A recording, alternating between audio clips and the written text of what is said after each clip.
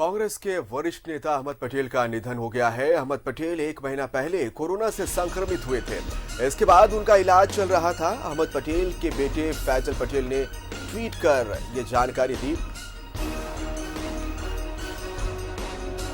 और सीधा रुख करेंगे अपने सहयोगी ऋषिकेश का, जो इस समय हमारे साथ दिल्ली से लाइव जुड़ रहे हैं। ऋषिकेश, गांधी परिवार का एक मजबूत शख्स, कांग्रेस की मजबूत कड़ी या फिर कहेगी कांग्रेस पार्टी का वो चेहरा या वो शख्सियत जो हमेशा से एक चाणक्य का काम करता रहा और पार्टी को संभालता रहा, आज वो इस दुनिया में नहीं रहा। जानकारी चाहेंगे।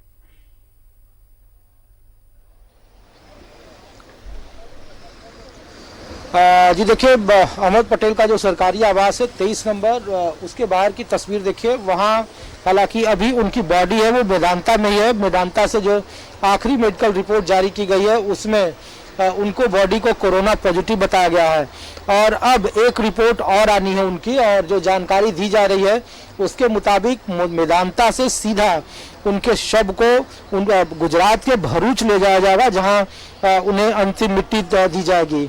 लेकिन फिर भी उनके चाहने वाले लोग आए हुए हैं। उनके आवास की तस्वीर हम लोग दिखा रहे हैं अपने दर्शकों को। 23 नंबर राजनीतिक गलियारे के तौर पर काफ़ी फेमस रहा। काफ़ी दिनों से ये पुराना ठिकाना रहा। कई सालों से अहमद पटेल यहाँ रहते रहे और राजनीति का एक बड़ा केंद्र रहा।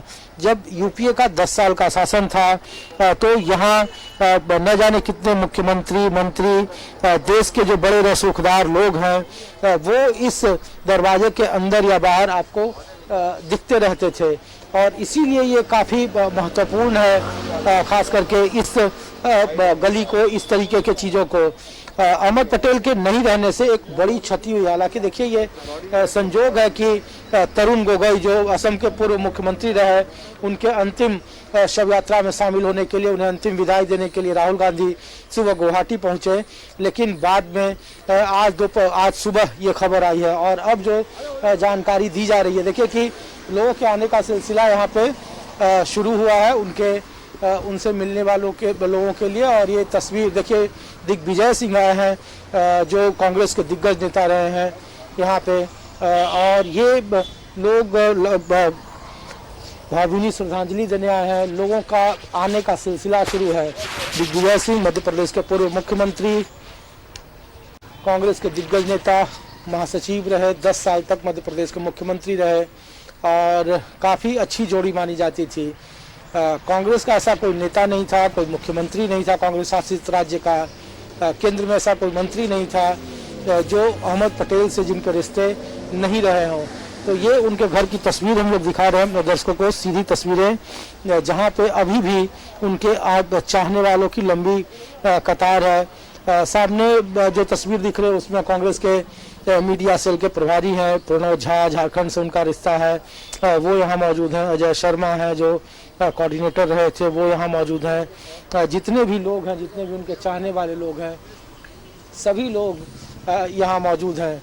और कुल मिलाकर कहा जा रहा है कि एक बड़ी क्षति है राजनीतिक तौर पर, जिस तरीके के हालात रहे यहाँ पे खास करके। और 1 महीने से ज़्यादा का वक्त रहा जब वो कोरोना के संक्रमण से जूझ रहे थे। 1 अक्टूबर को दिल्ली के मेदांता में वो, गुड़गांव के मेदांता में वो शिफ्ट हुए थे और धीरे धीरे उनके शरीर के अन्य अंगों ने काम करना बंद कर दिया था। और अब सुबह के 3:30 बजे उनके बेटे ने इस बात को ट्वीट करके जानकारी दी कि उनके पिता इस दुनिया में नहीं रहे। इसीलिए जितने भी देश के प्रधानमंत्री हों, राष्ट्रपति हों, राजनीतिक दल का ऐसा कोई नेता नहीं रहा हो जो उनके निधन से स्तब्ध नहीं रहा हो। और इसीलिए उनके घर के बाहर की ये तस्वीरें हम आपको दिखा रहे हैं, जहाँ पे अभी भी उनके आने वालों का, उनके चाहने वालों का सिलसिला जारी है। हम लोग कोशिश करते हैं कि खास करके प्रणव झा हैं, मीडिया के प्रभारी हैं झारखंड से।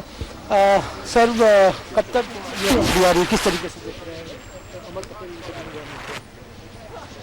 ये बहुत बड़ी क्षति है, खास करके कांग्रेस का एक बहुत मजबूत स्तंभ। हर संकट का समाधान करने के लिए हम किसी एक व्यक्ति के पास जाते थे, हर समस्या का निदान वो करते थे।